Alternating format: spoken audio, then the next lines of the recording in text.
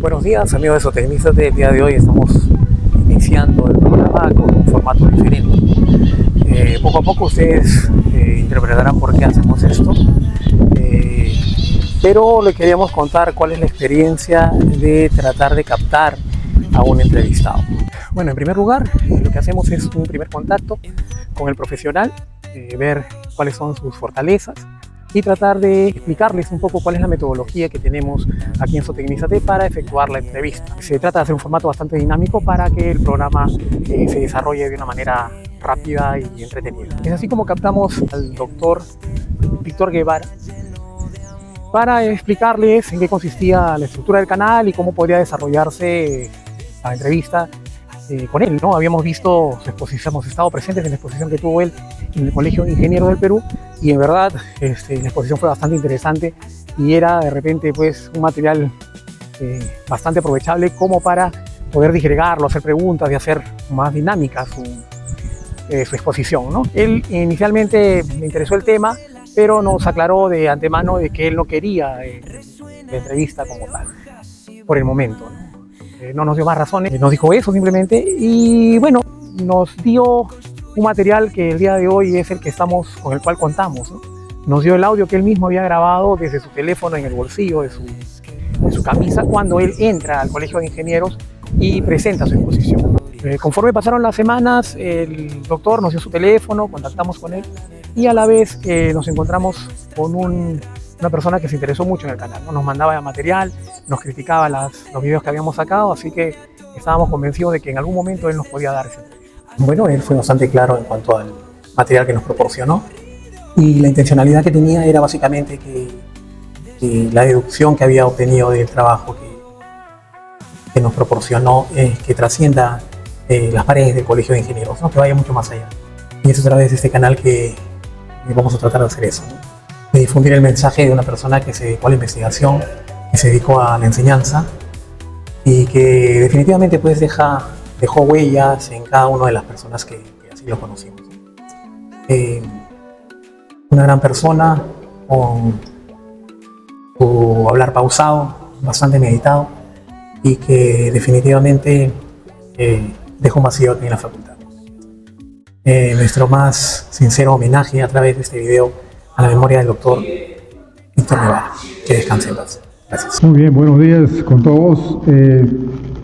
Primero quería agradecer a los organizadores, ¿no?, de este congreso por la invitación. Y me da mucho gusto, ¿no?, encontrar varios alumnos míos, ¿no?, destacados en el campo académico y profesional, ¿no?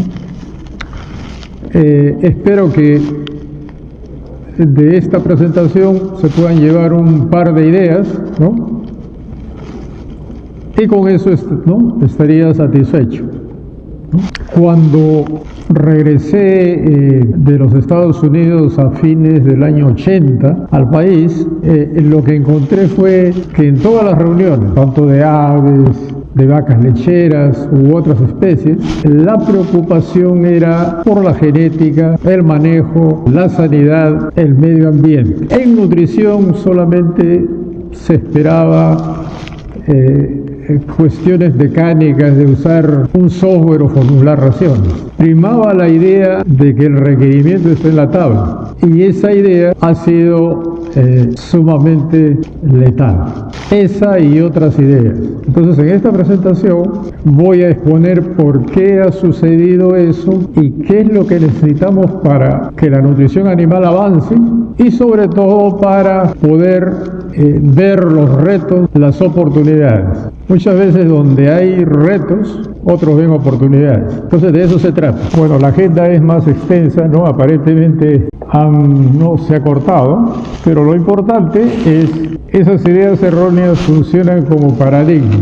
Hay un educador brasileño que a esas ideas, ¿no?, les ha llamado anticonceptivos mentales, ¿no? Excelente analogía y muy apropiado para nosotros los zootecnistas. ¿De dónde viene la idea de que el requerimiento fijo, ¿no?, el requerimiento es fijo, está en la tabla? y decía que esto tenía consecuencias, ¿no?, realmente peligrosas, porque simplemente la gente razona, si el requerimiento está en la tabla, hay que darle los requerimientos a los animales. ¿Cuál es el problema? Entonces la nutrición puede pasar a segundo plano.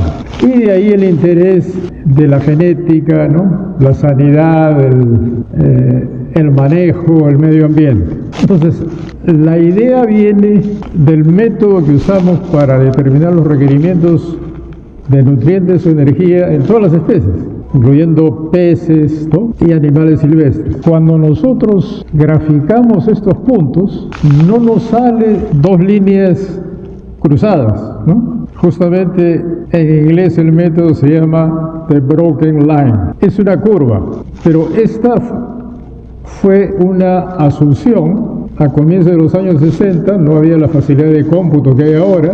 Entonces alguien dijo, vamos a asumir que esta parte de la curva es lineal y lo mismo en la parte de la cima, ¿no?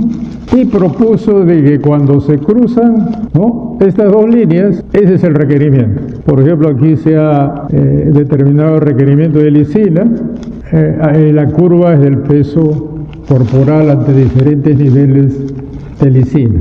¿Cuál es el problema con la línea quebrada? La línea quebrada asume que en esta fase la pendiente no cambia, o es cero acá. La pendiente es un indicador de eficiencia. ¿Cuánto de peso por unidad de lisina?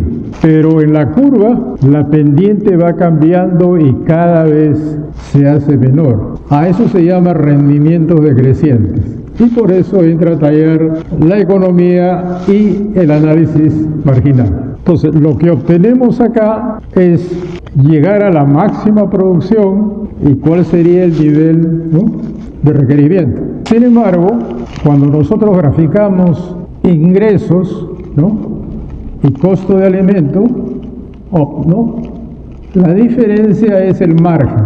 Es un indicador de rentabilidad. Es lo que para los que han revisado la tesis de la agraria, ¿no?, le llaman mérito económico, ¿sí? Ese es el margen. Entonces, la distancia máxima entre el costo y los ingresos es donde se maximiza la rentabilidad. Por ejemplo, acá tenemos niveles de proteína balanceada e ingresos, ¿no? Por lo tanto, la máxima producción no necesariamente es igual que la máxima rentabilidad. Esos puntos pueden coincidir, pero no necesariamente. En vacas lecheras nosotros también tenemos niveles de energía neta, tenemos respuesta para un abanico de respuestas. No hay un punto. Y lo que se necesita analizar acá es dónde se maximiza la rentabilidad.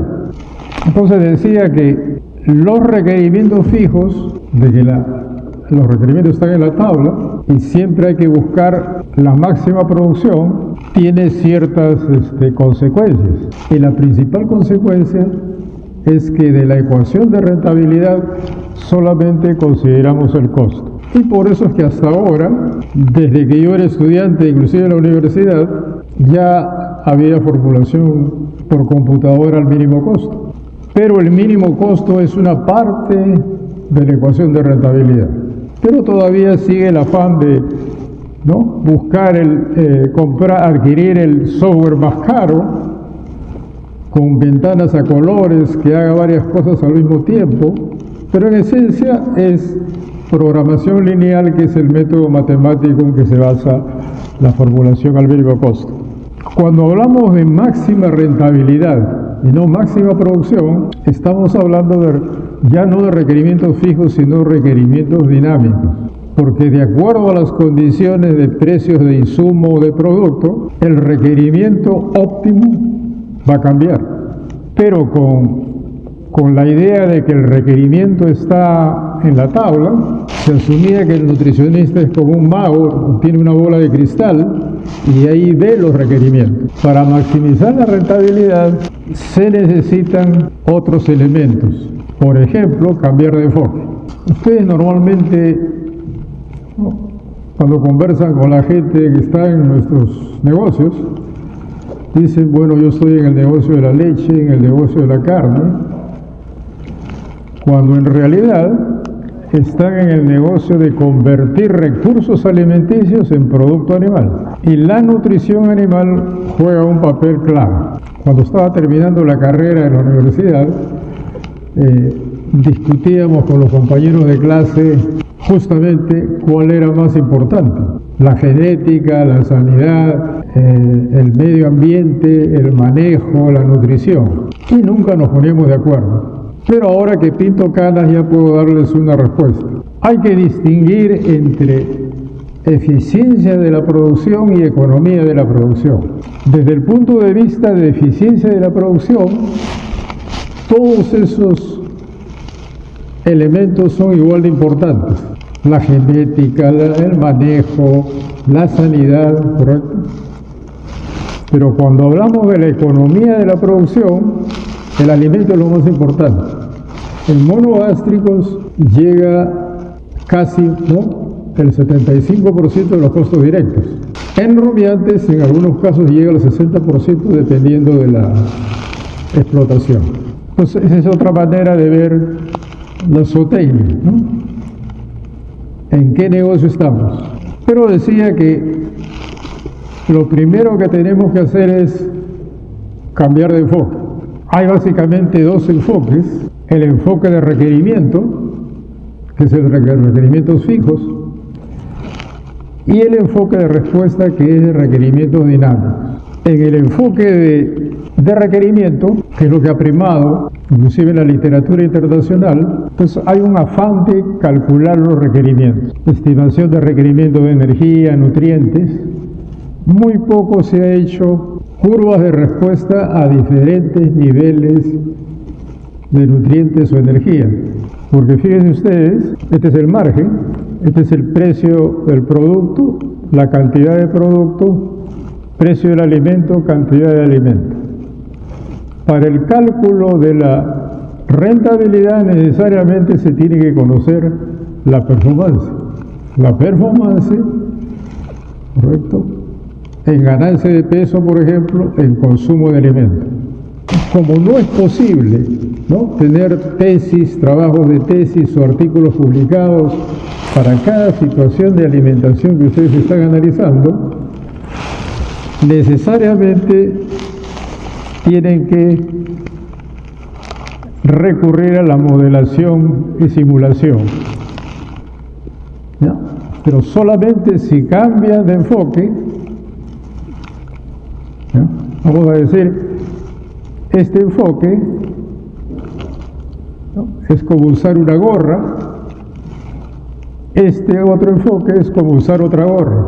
Cuando usan esta gorra, el requerimiento se ve con un costo. Cuando ustedes usan esta gorra, el requerimiento se ve como una inversión. O sea, lo que interesa es que si se reditúa o no. Eso es lo importante.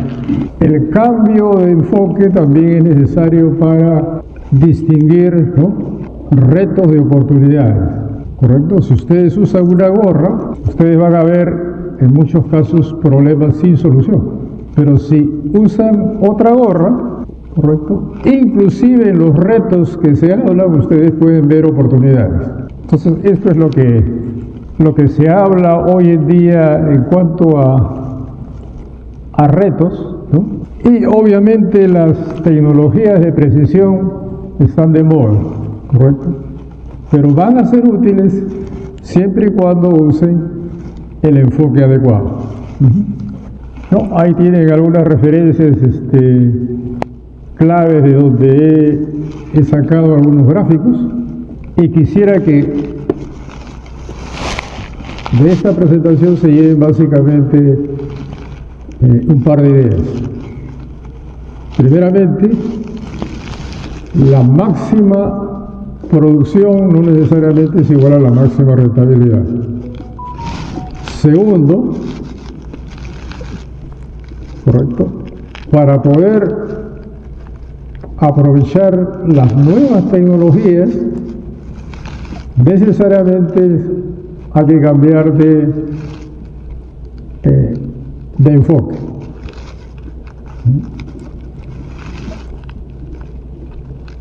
¿correcto? De otra manera no es posible avanzar en la nutrición, ¿no? Y solucionar los problemas futuros, ¿no?, que se nos presentan.